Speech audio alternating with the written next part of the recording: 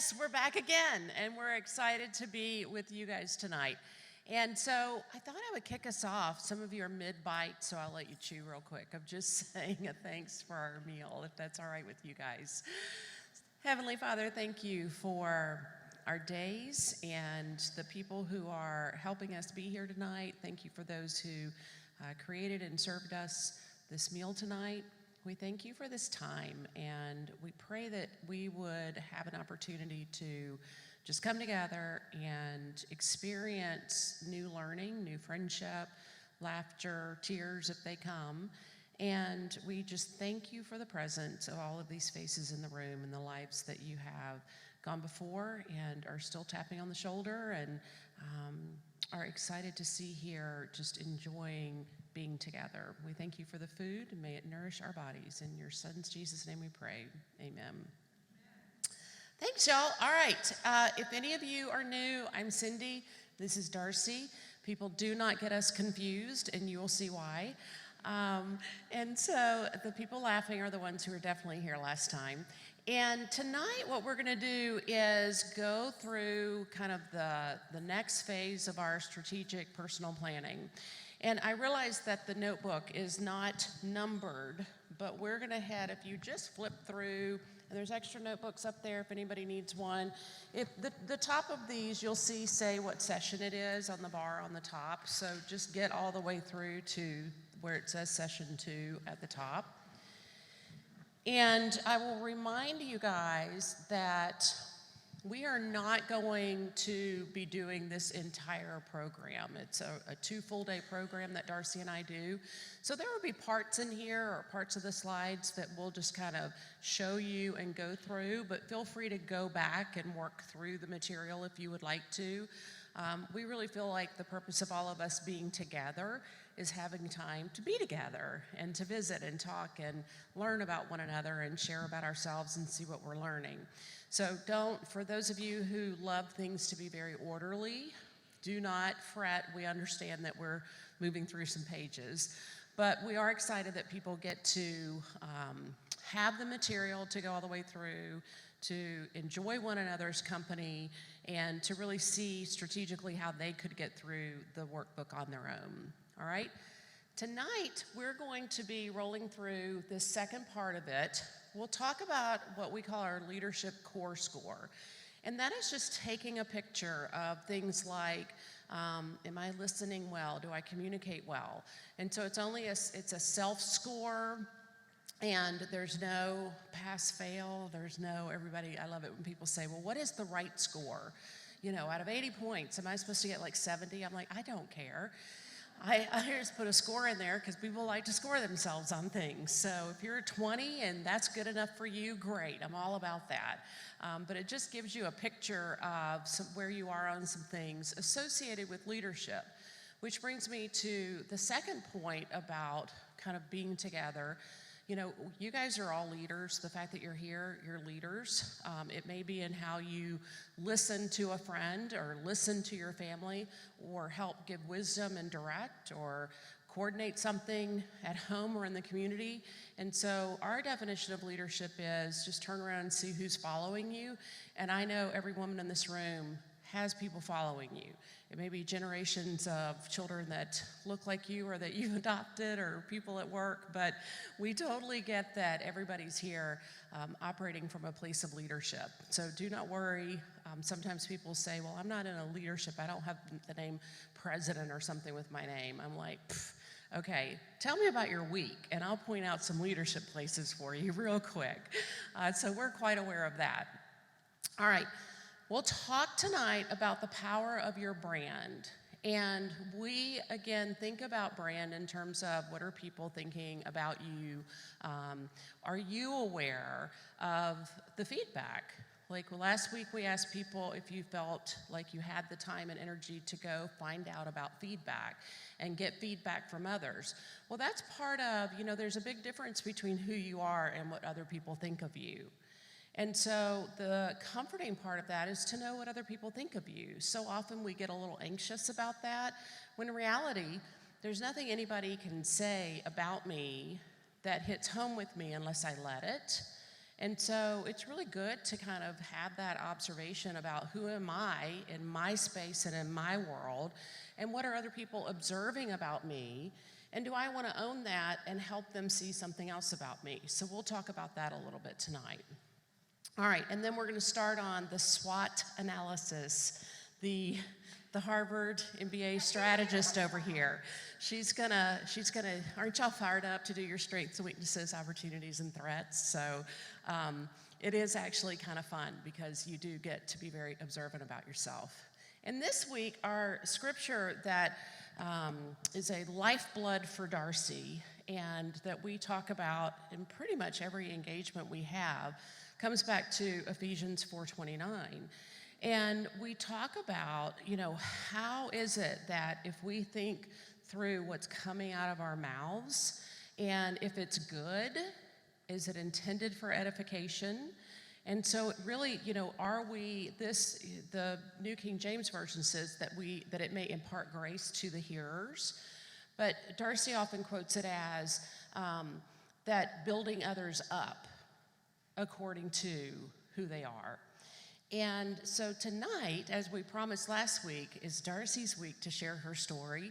And I should have let her go first because my story's so messy, I'll just tell anybody. As y'all know. So tonight, it's an honor to hear Darcy's story. It's one of strength and being humble and being served and building up, and she really does build up others according to their need. I'm a case in point for that. So it's an honor for me to hand it over to my partner. Awesome. Oh, gosh, I feel like that's really loud. Okay. So part of this program, though, that we did last time was self-awareness, right? We kind of all shared our story. Remember we did, for those that were here, the highs and lows of your life. And that is our story, right? And nobody knows our story. Nobody knows our experiences. And as I have taken this, we'll talk about this coming up, what's your purpose statements, what's your why? This is literally my why. My why is to build people up according to their needs. I mean, my kids know that feedback is a gift. They might not always think it's a gift, but I literally believe that. And I also know that we all have our own experiences, and that's what made us unique and beautiful and amazing. And so, when I say this is my purpose, I say it because honestly, I am not here. I'm only here because so many people built me up. I mean, honestly, invested in me, took me under their wing and said, you can do this. And as much as Cyndi says this, is about humble, it's really about trust, trust in people to allow them to maybe tell you when you could do more. You could stretch a little bit, even though you're afraid, you're super afraid to take that jump, and someone's there saying, you can do this, you can do this. That was my dad, I'll tell you that. And other people that just says, I got your back. If it doesn't work, you're gonna fail. My dad was an entrepreneur, by the way. He failed a lot. And my mom was that for me. So my story, and there's a lot of people in the middle, starts here. So that's my mom. That's me. I was not a very pretty baby, I have to say. My daughter was much prettier than I was. But my parents married. She was pregnant, and it was what you had to do at that point in time. And they had 3 kids. I was the youngest. And when I was about 2, my dad, who's over here, was an entrepreneur all his life. His favorite quote was successfully unemployed his entire life, which meant he had a lot of amazing ideas. He was a Mensa. He almost went to the Olympics on butterfly, extremely hardworking man. But when it came to 3 choices, am I gonna be an entrepreneur, a dad, or a husband, he sort of chose entrepreneur. So at 2, they got divorced, and he never paid a child support or alimony. So my mom did everything. I'd get tears in my eyes. When I went to Harvard, I wrote about my mom. They said, who's your hero? And I'm like, her. I don't know how she did it. I remember being in a grocery store on her 3rd job, and it was the people that gave you the stuff, at Sam's and Costco's at Try Food. That was her 3rd job. Her 2nd job was when I was sick. I was under the desk because there was no other place for me to be. There are people in our lives that just helped. It was amazing. It was my quote from her when I look back, and I'm like, Mom, did you have a budget, And she's like, budget? I just hope I had money left over at the end of the month. I mean, that was it. If there was money left over, it was the end of the month, I was happy. So she's my hero, and she's my rock, and she's here in town. We did laundry today. I told you guys her purpose is to serve. And so when I said I'm having a really tough day, which if any working moms in here, that's for tomorrow in the offsite at my house. I had to stop by Fresh Market, and I brought it in, and I bought a cooler bag to keep the stuff in that's cold. And I said, Mom, I got 1 hour, and I got clothes to fold. Can you come over? She's like, oh, God, I would love to. I'm like, thank you, Mom. She came over. It was great. So that's my mom. She's amazing. My dad is this entrepreneur, amazing dude. And my mom never said anything negative about him, ever. Because she said, you're going to figure it out. I could have used that when I was sitting on the stairs at like 10 waiting for him to pick me up. But she didn't do. And she would come out, he'll be here. He said he was going to be here. I would wait for hours on the steps for my dad. And that's just my dad, And it was, I was a little bit of a puppet, right? Here, okay, Dad, whatever you want me to do, I'm going to do that for you. And so you might notice that might cause some trust issues with men, right? Because really, if you have a daughter, the relationship with her dad's pretty important. So it really defines a lot for them. And I didn't have church either. I didn't have a space. It was very empty, lost sort of space. But what my dad did for me is taught me to stretch. So my dad was not afraid to fail. I remember when I was going to run for secretary in the 9th grade for student government, I came, talked to my dad, because we would go over every other weekend that he remembered to pick me up from the porch. And I was, Dad, I'm going to run for secretary. He's like, secretary? Why not president? And I'm like, well, Melissa Whitaker is going to run for secretary or president, and I think she'd really be good. He's like, I think you're running for president. So I ran for president. And one thing my dad always did is he supported the heck out of me when I did decide to do something. So when my dad was going to stretch me, he was there, helped me with the campaign, helped me do it, and guess what? I actually won president. And I never thought I could do it. Same thing happened again. We moved to Florida when I was about 15, and I was going to go to FSU. FSU is a killer engineering school. If anyone doesn't know, but it wasn't accredited yet. My two brothers went to Georgia Tech. And my dad literally plucked me out of Orlando, Florida, drove me to Georgia Tech the summer before my freshman year, put me in front of the dean of engineering at Georgia Tech, and said, could you tell the dean to me, honey, could you tell the dean of engineering why the engineering program at FSU is better than the engineering program at Georgia Tech? I am sobbing, crying. And I'm like, guess what? I went to Georgia Tech. Do you know why I didn't want to go to Georgia Tech? Because I didn't think I could do it. That was too hard. I was afraid of failure. My dad's like, who cares? You don't make it, you go to FSU. But if you don't ever try, you're not going to know. So I went to Georgia Tech. I thought I was going to die, but I made it. Thank goodness for psychology classes, because I got to tell you, and messy handwriting, that's when it started. I don't even know how I got through all the calculuses, but I did. But my oldest brother was an aerospace engineer, and we share this. He's an Air Force pilot as well, F-15E. And he said the key to Georgia Tech in math is you just write as much as you can, really messy, and you just circle things. And you will get credit for it. And I got to tell you, that worked. The other thing that was really good is going to the TAs. I was the hardest working person there. And you know who I learned that from? My mom. I mean, I learned to work hard. I'm like, you guys, who's going to the physics, extra help session? And they'd all be this way. And I'm like, I'm going because I don't got a good grade. And I'd be sitting in front. And I got to tell you, those professors helped. So here I am. I go to Procter & Gamble. I was pretty proud of myself.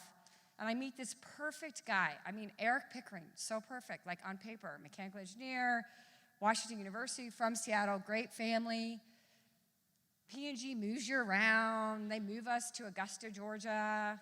We have to get married now, so we get married, buy a house. We literally got a dog named Pookums. That was his name. It's terrible. And guess who's lost and not trusting and causes chaos in the marriage. This girl couldn't do it. I literally could not, and no God in this moment at all. He was the best guy ever. I couldn't do it. I was so unhealthy. And here's my mom.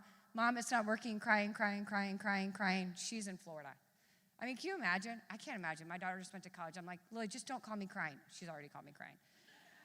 So I am so lost. So then Eric decides to go to Harvard. This is how I went to Harvard. Eric decides to go to Harvard. He gets in, and we sort of going to try to get together. And I'm like, great, I'll just apply third round. I'm not going to get in, but if we're going to try to make this work, I applied third round, FedExed my application into Harvard. And I got to tell you, there's a lot more people that don't think they should be in Harvard that got in. When we were all there in the opening session, most people were like, I can't believe you got in. Me either. I can't believe you got in. So I got in third round, no interviews, and with a FedExed application. But I was Procter & Gamble woman mechanical engineering in 89, 90. So I got in, I went, but here's the best part. I got in and I went, and the Facebook that they all give you with the names of people, we got divorced that summer. I went as Darcy Pickering.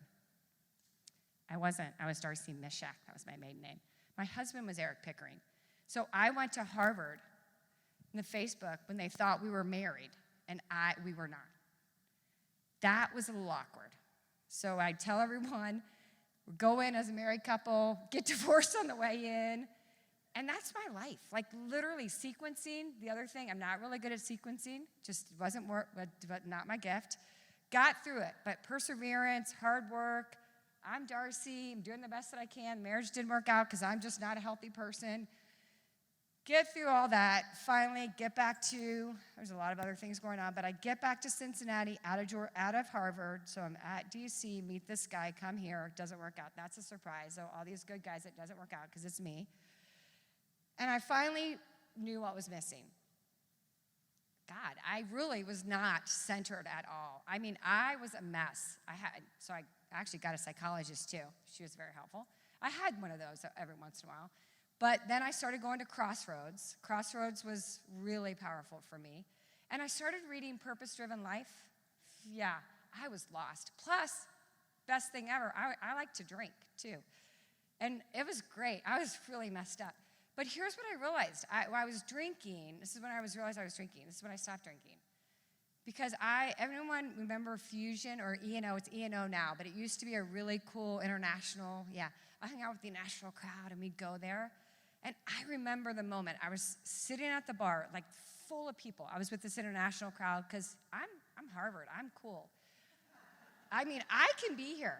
I like literally can be here. I am so uncomfortable that the only way I could be at that bar is to take 2 shots of lemon drop. I didn't drink all the time. I just drank when I was completely uncomfortable. I remember, this is my moment. I was sitting at that bar. I wanted 2 lemon drops, and God talked to me, and he goes, you have 2 choices. You can drink to be uncomfortable, or you can leave and be comfortable. I left, and that was it. I stopped drinking when I was uncomfortable, and now that was it, my moment. I was like, okay, got it. So I'm back, going to Crossroads. I'm not drinking as much. I'm reading Purpose Driven Life. Meet this guy, and we date. My partner set us up, and then it turns out that it doesn't work out. So I'm still, not perfect, and never going to be perfect, but I'm not.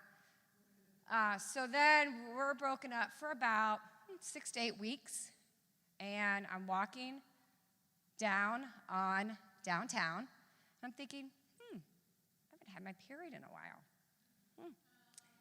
Stop in the Walgreens right across from Jeff Ruby's. We know what I'm on? Buy it off the shelf. I go into the bathroom of the Walgreens. I pee on a stick. I am pregnant. I am alone. I broke up with my boyfriend. I don't have my mom. I'm a Harvard MBA mechanical engineer, pregnant at 33. I don't think I could have got much lower. I was pretty low. Called him, and I'm like, hey, guess what? He says, hey, guess what? And I'm like, what? And he goes, I don't want to be a dad. And I was like, guess what? I don't need you. So I'm going to get tears, but I was like, you're out. You don't get this gift. So I'm getting tears, but he wasn't on the birth certificate. He wasn't in the room. And Lily does. We've been very honest. Anyone that knows anything about it, we've answered every question that Lily's ever had. But I didn't give him the gift of Lily. So I decided I was going to have Lily when I was as low as I could get in my apartment at Norwood. And I read in Purpose Driven Life, I was working as a workbook, and it was, God has entrusted you with something. What is it? And I was like, oh my gosh, he thinks I can be a mom. So that was it for me. Like, Lily was my, salvation, honestly. And Crossroads. I'm going to give Crossroads, I was in a small group at Crossroads. I was so lost, but I looked like I should have everything together.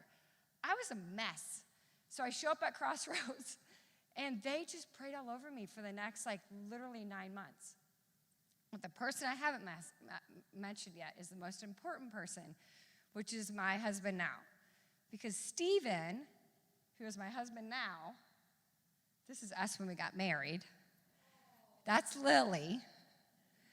And I had met Stephen in one of my very uncomfortable times, way before Lily.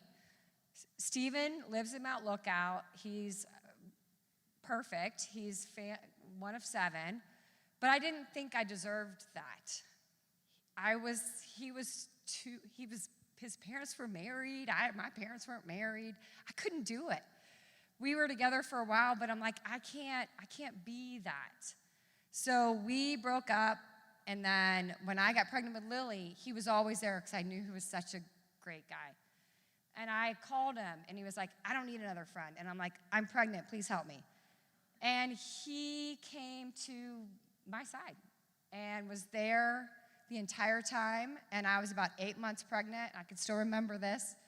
And he looked at me. I was in an apartment, 8 months pregnant in a parking lot.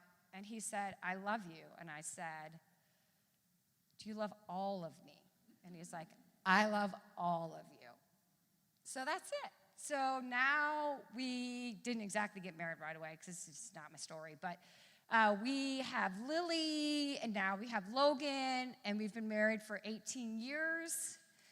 And I go to church. But I tell you all that just as, and I have Liam. Oh, I have a third. I have Liam too. That poor kid. Seriously. I don't know how he does it. I have left him in a movie theater. He's like, Mom. I'm like, Liam, catch up. Just catch up. You forget him everywhere. I do forget him. I feel bad for him. I don't know what's going to happen. I have 3 children, if anyone's curious. At any rate, so that's my story. And I have never told it in any of this way. I've been practicing it literally for the last week when I've been driving. And I'm just here to just say that, honestly, by the grace of God. There are many times that I should have fallen and not gotten up. There are many people that could have judged me. By the way, when I chose to have that baby in Cincinnati, I was a strategic consultant in the Midwest working with entrepreneurs. And I felt like I was, in fact, one of the ones that we know, which is, I'm not going to mention his name, but I would just always, I just kept working. I just kept working and kept showing up. And honestly, none of them ever judged me. They just accepted me. And you know what they did? They always shared, well, I do have this one sister, my cousin over here. I'm like, okay, great. We don't have to talk about all the skeletons. I get it. I get it. We all have it. But I will tell you, they did like to tell me about all their skeletons. And I'm like, I got it. Thanks. But I will say, and I didn't put it on here, I wanted to, but when Lily was born, I had so many roses in my delivery room from all my clients that were just like, good for you. Not kidding. And I never lost a client for it. I always just showed up for who I was and what I was doing. I don't know where Lily's biological dad is. I really don't care. Lily's dad is right there. That's the guy that loves her. So that's my story.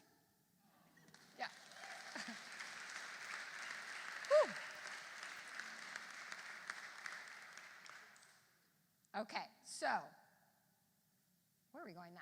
All right, this is the Agaji. And the one thing, we're going to go move into this leadership core score. Core score. Has everyone had, I feel like I need a shot of vodka or something. No, I'm kidding. Kidding. That was a joke. I know. Darcy and I were just talking about, how it's not all that fun to share your story with people because it you have to go. I said to her, you're going to be really tired tonight. And she said, why? And I said, because sharing your story, it takes that kind of like, I got to touch on those places again to share it. And y'all can see why I have tremendous respect for this woman. It's really amazing, her tenacity and spirit to keep going. And one of the things she didn't share, but her dad had always said to her, have you written a book yet? Like, that's going to be the ultimate. And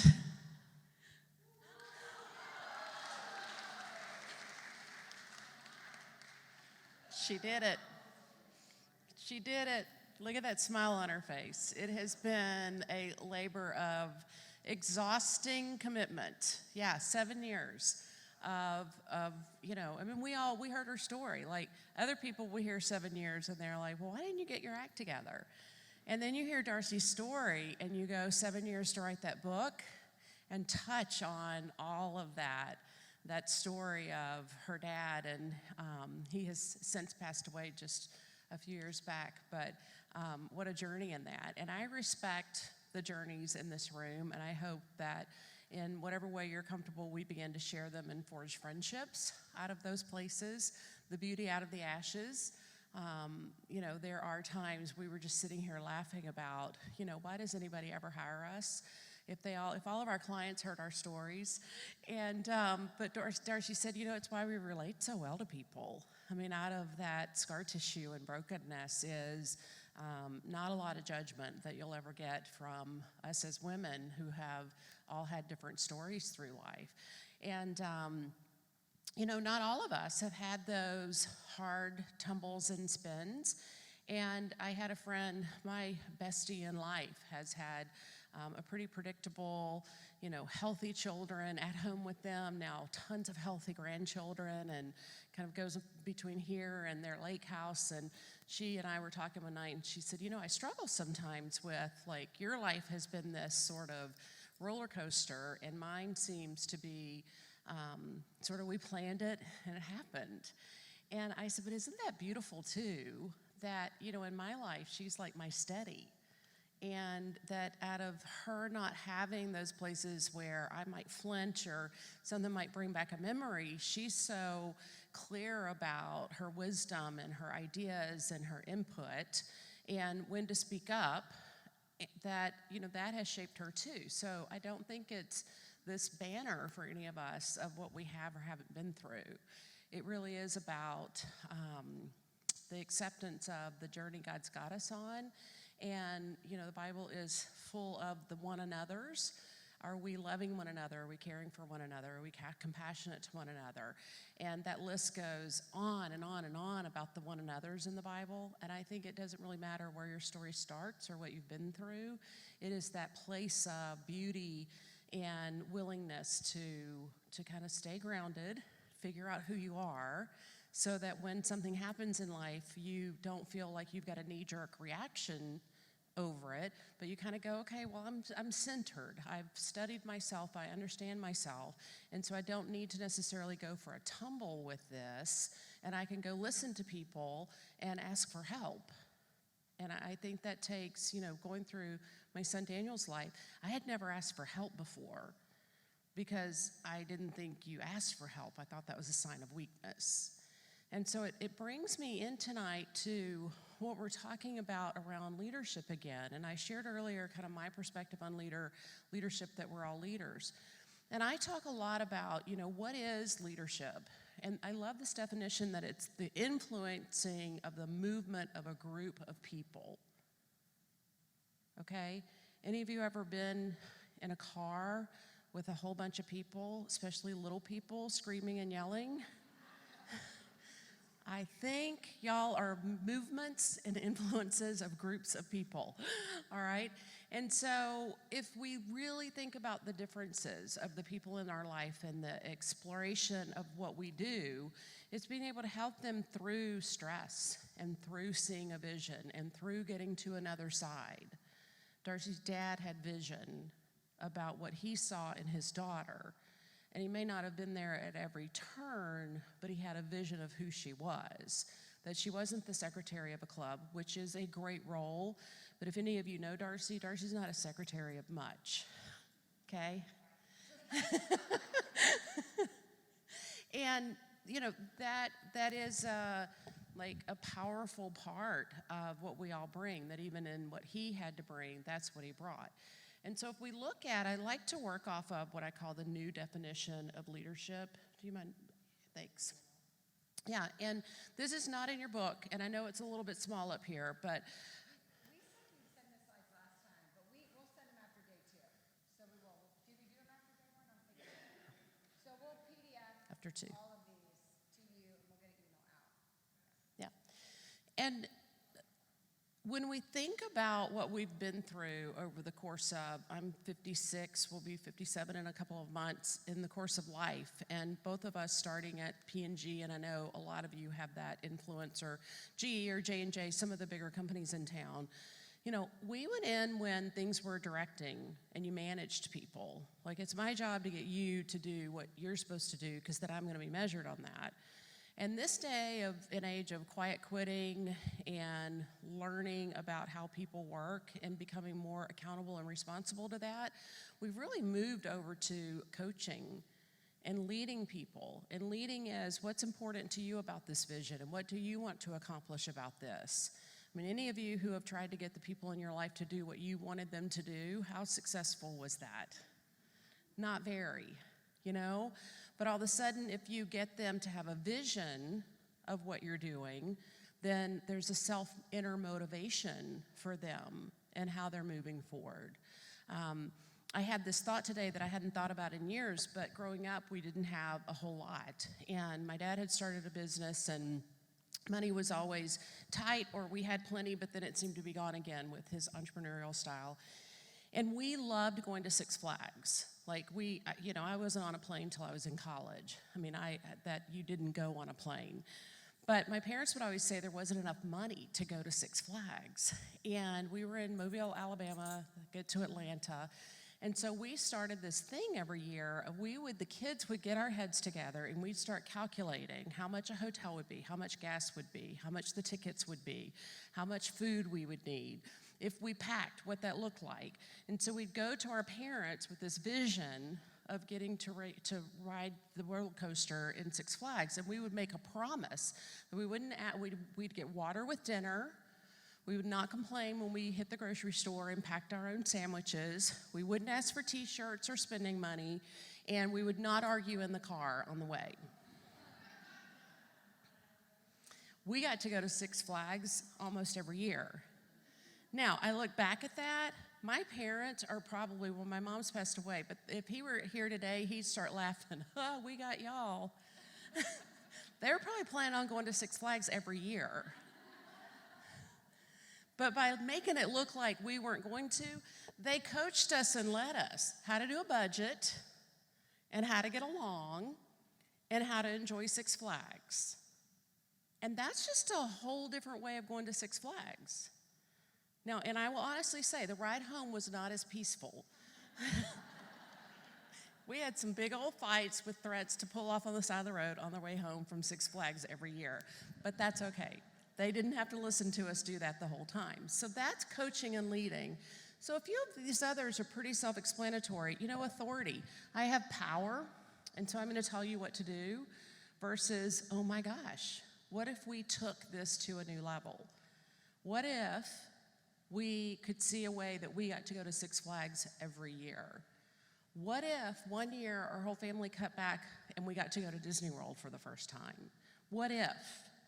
And what's important to you about that? Is this where you'd want to go? Do you want to do an amusement park, or do you want to go to somewhere historical? Of course, do your kids want to go somewhere historical?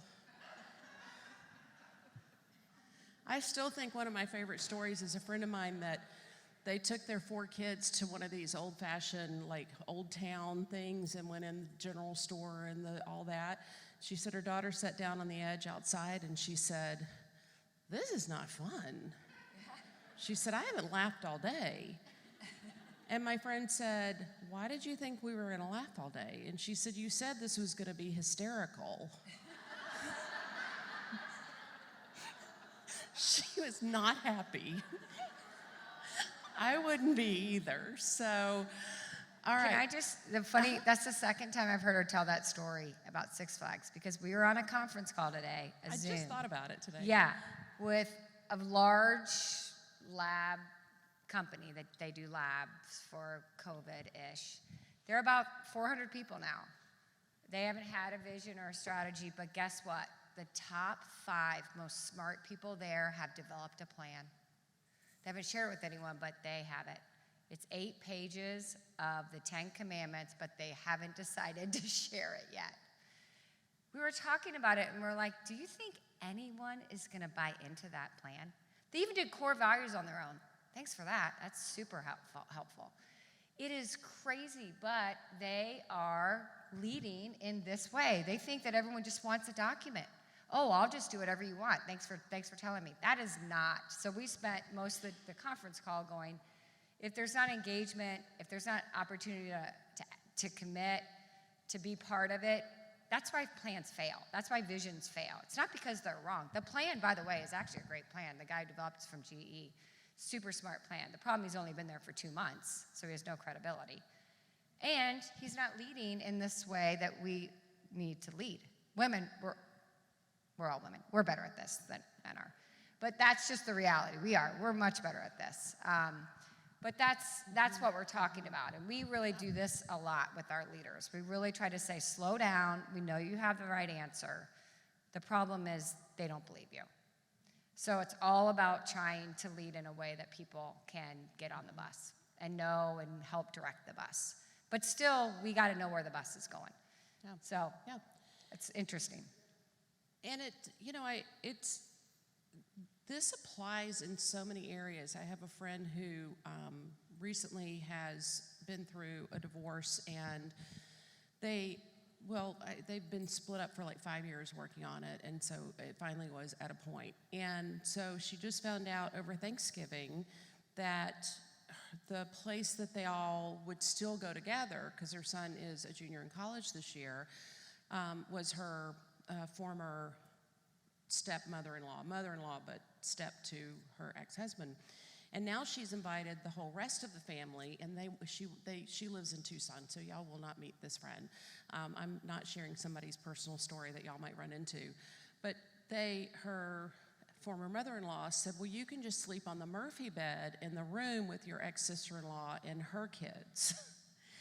And my friend is like, Cyndi, I feel bad, but I can't do this. And I said to her exactly what we were talking about on that other slide, which is, I said, why don't you sit down with your son and have a conversation about how does he want to see you? He's in another state. Your ex-husband's in a different state. This is about family too. What is that inspiration? Instead of saying you're going or not going, how about have the conversation and talk with your son about, Dad and I are divorced, and how do we want to be together in a way that works for both of us in this new scenario? And so we talk about coercion and the politics of it. Have accountability and clarity with it. Be able to really go through some of these things and say, what's important to you, what's important to me? And that is a part of this core score that is the kind of our next breakout here. It is about where am I and some of these basic things in life around leadership. And so nobody's going to judge you if you score a 0, okay? Now, I do want to take your pulse if you give yourself a 0 across the board. But I'd love for you to go through that. And then at your table, I want you to share 2 things. I want you to go around, this isn't, you talk about it as much as you want, but just share, what did you score yourself in the highest range on? And why did you score yourself low in some ranges? Okay, so why did I score myself high? And what do I like about that with myself? And then where did I score myself lower? That's amazing. That's awesome. All right, so we're going to just move a little bit in the next 10 minutes. We're going to talk about the SWOT. And the SWOT is just a tool that we use a lot in life. We're going to do a personal SWOT. And it basically gives us a place to define our current reality, our current state. You know, what are we good at? What aren't we good at? What are the things we could go do? And what are the things that might bite us? So we do want to remind ourselves in this Psalms, I will praise you, for I am fearfully and wonderfully made. Marvelous are your works, and that my soul knows you very well. We have mentioned this before, and I will tell you in my story, I've been coming to Horizons for 10 years with my family, and that continues to be my rock. I told the team in the back, Lily and I watched Ken Kensington this week. She was in St. Louis, and I was in Columbus. And I mean, the message is here. Just they speak to me. They've kept me married, probably. Let's be honest. All right, so part of this whole process of really kind of doing this self-awareness is to recognize that we may show up differently than we think, right? We may think we show up. I mean, I think I show up really nice, and Cindy's like, you're not. And I'm like, I think I'm really nice. Seriously, you're not nice. So I'm working on kind, because I'm not ever going to be nice, but I can be kind. But, you know, I'm working on that. I'm literally got that feedback. She just told me that I talk too fast. Working on that, too. So there are things that we all have to work on, right? I mean, my mind is moving 100 miles an hour. I think you guys are with me on the train. Some people haven't even left the station, so I got to, like, slow down. That's feedback for me. And this girl can give it to me. I mean, and it's, thank you. Like, it's a gift. Like, I need it. And so part of the SWOT, this exercise, is to say we're all a work in process. That's it. We're all a work in process. And why I love this tool and why we do it literally all the time. We do it with people, we do it with companies, we do it with teams, we do it with products, do it with markets. You do a SWOT on everything.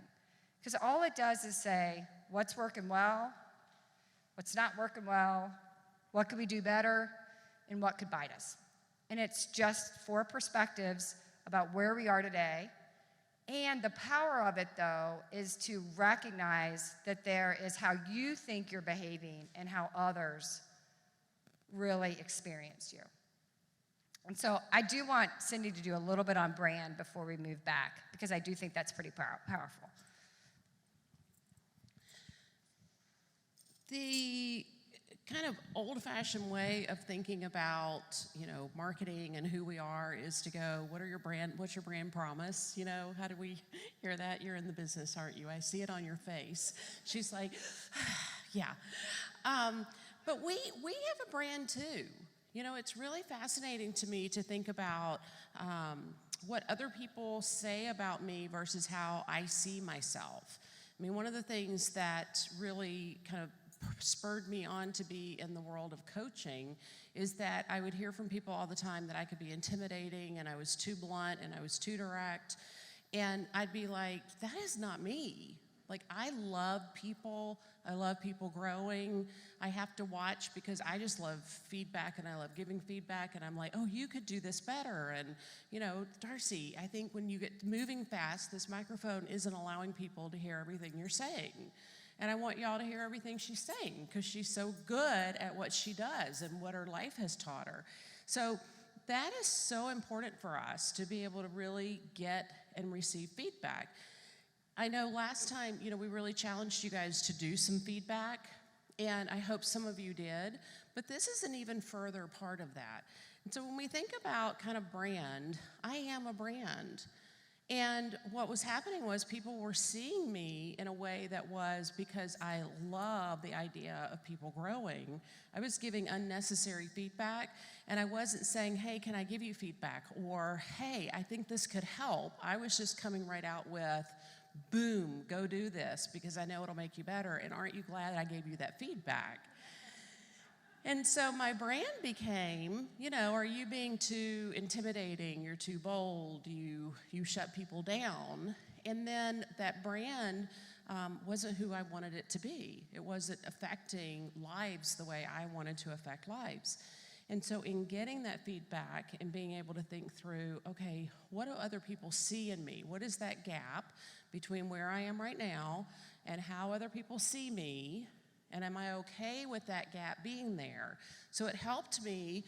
I rarely, go in with a group of people now and work with them or do coaching with somebody without saying, now remember, I will say something very blunt at some point in time, and you need to catch me. You need to say, hey, that hurt my feelings, or can you say that in a better way to me? Because as much as I work on it, I'll still get rolling, and I'll still get excited about how this feedback is going to impact you. And so this is all about our brand. And if I don't know what you have branded me to be and measure it up against how I want you to see me so that I can educate you on who I am, then there's going to be a gap there. And when you have a gap there, you lose trust with people. A negative surprise to someone else is a loss of trust in your trust bucket with them. Positive surprises are great. And y'all can bring me presents every day of the week. If you need ideas, just see me after class. But a negative surprise, we don't like that. We shut down with the negative surprise. So we've got to be safe here. And we've got to be able to say, literally, I'm safe here, and I can receive, if I don't know you, I can receive that feedback out here. If I know you and really trust you, then I may not need this hand to receive that feedback. But I'm still me. I'm still safe in who I am. So Darcy's lovely Dilbert. Who doesn't like Dilbert? Seriously. So this is just an example. If anyone knows anything about Dilbert, Dilbert and his boss do not have a trusted relationship. So you missed all of your goals because of poor management. And Dilbert continues, I'll go into more detail when I do my 360-degree review of you. The boss says, I meant to say you're doing great. Dilbert, that's what I meant to say too. It's perfect. But one of the things that we're very careful about is we believe it's about trusted feedback. And it's about people that you have a relationship with. Because if you do not have a relationship with that person, it is just gonna not work. So save yourself some trouble. I've tried. A lot of servers do not care about my feedback in the restaurant industry. So these are just some things that we start thinking about, what is it that people see in us? What do I see in me? What's important to me? And that's really our journey in life, I think, is this place of who do I want to be? Darcy and I had an ongoing girl spat for a while over me saying that we do what we want to do. And she's like, I did some stuff that I didn't want to do. And I'm like, well, if we all start thinking about doing stuff that we don't want to do, guess what we don't do? What we don't want to do. How many of you need to work out more, eat less, drink less, and take more vitamins? Okay? Everybody but her. She needs to eat more, exercise less. And we had this, shop more, there you go. We had this ongoing conversation, and I said, if you really get to the heart of us as human beings, somehow the behavior that you are choosing is working for you. Okay? Take your worst habit. There's something about it that is working for you. And if you haven't figured out what that is, keep looking at it. And then pull together that the brain wants to do about 75 to 80% of the same behavior every day because that's what it feels like will keep you safe. So if you're in the habit of eating all those brownies over there and you're getting the sugar high, then your brain is saying, oh, this must be what we need to do is depend on this sugar. And so we really have to want to change something about ourselves and put plans in place and tell people and write it down and do visual charts to get our brain to see that it can go with us. But at the heart of it, when we start talking about these branding elements, there is a difference between how we see ourselves and how others do. And when we want to do something different, it does take a lot of energy. Okay? So don't get down on yourself if you want to get up every day. Do y'all know the date of the year that most, they track it every year, that New Year's resolutions are broken? Yeah, I got January 2nd. Yeah, the following Monday. Yeah, usually it's between the 16th and the 19th. Okay? So when we look at these, start looking at who are you, what's your marketing. The SWOT tool that Darcy's going to pick up and walk us through now, it is fabulous at this because it starts giving you some defining moments. That core score gives you some defining moments. Feedback from people give you defining moments. You are safe from all feedback. You just decide if that's what you want to hear and if it works for you. But it's fun to grow. It's hard to grow, but it's fun to grow. All right, Mrs. Bean. Somebody told us recently that they thought that I had a pet name for her called Darcy Bien. Her last name's Bean. It's not very petty. I don't know. And I was like, I can't imagine calling Darcy Bean. Hi, cutie. Hi, Darcy Bien. So Darcy Bean's going to talk to us now. It's really encouraging. Okay, so we have talked about in this series, we did core values last time, which really ground us. And then we said, and we're going to learn today is to really talk about where are you today. Consider those leadership strengths and weaknesses, and maybe if you got some feedback. And then the next time we get together, we're going to talk about what a vision might be. Where do you want to be in 5 years or 10 years? In the way that we approach this process is we don't think you can do desired state until you say where you are in current reality.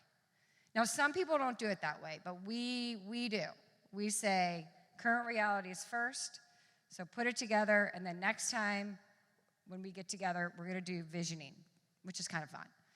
And so this SWOT exercise, and it's on page, just turn the page, sorry. It never gets old. It's meant to be really 4 perspectives. So the first box over here, on your paper, strengths, would be what are you good at? What do you do really well? What are your gifts? What are the words that people say about you? If people said 3 words about you, what would they be?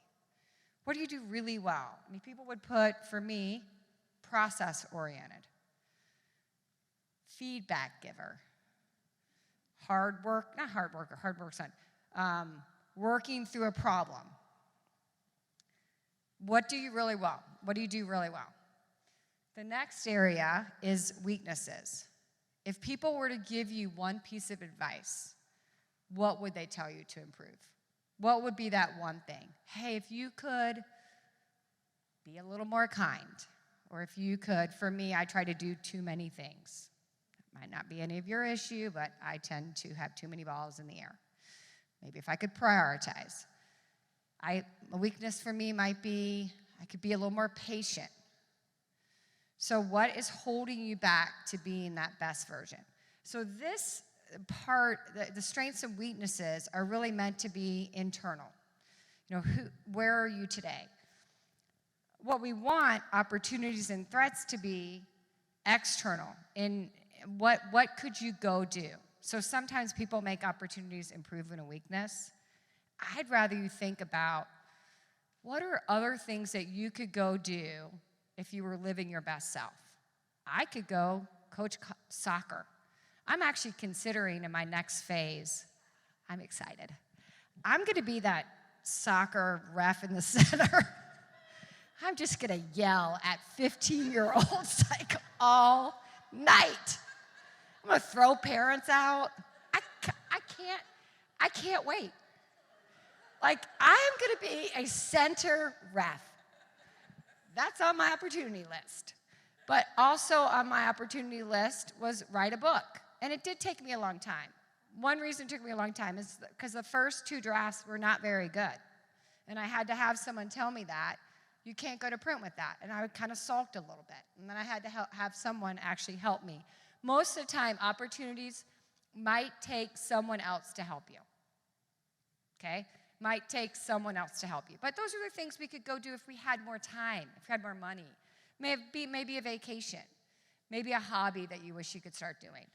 And a threat would be, what are things that could bite you?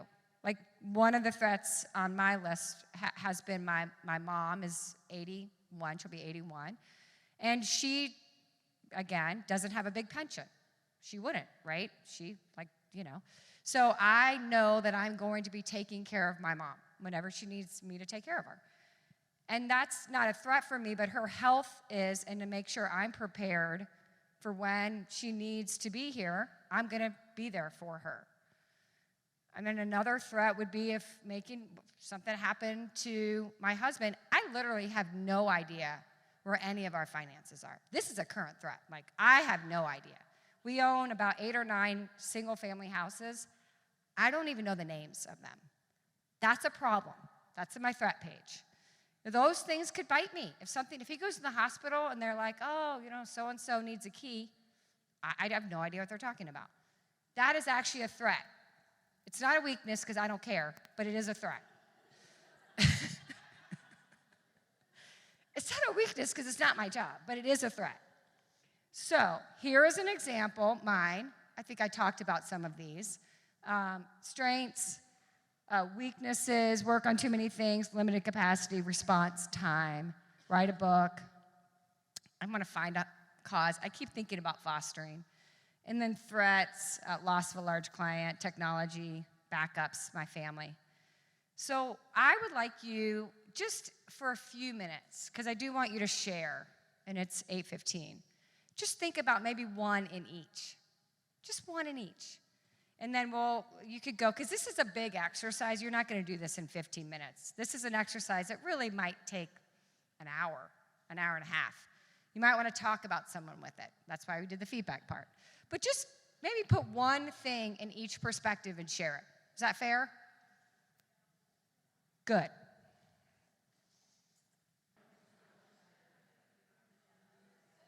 Okay, so it's 8:29. And we're through our time. Can you believe it? Doesn't it go fast? So good. Thank you to Horizon. Woo-woo! All right, so we will send the slides out, and here's the good news. There'll be page numbers. Slide numbers on ours. Slide numbers on ours. But we will send them a PDF, 2 per slide. We'd ask you not to sell them, but that's about it. If you want more work, ask a friend maybe about if you do your SWOT, go work longer on it because we didn't work enough. And then maybe talk to someone about it.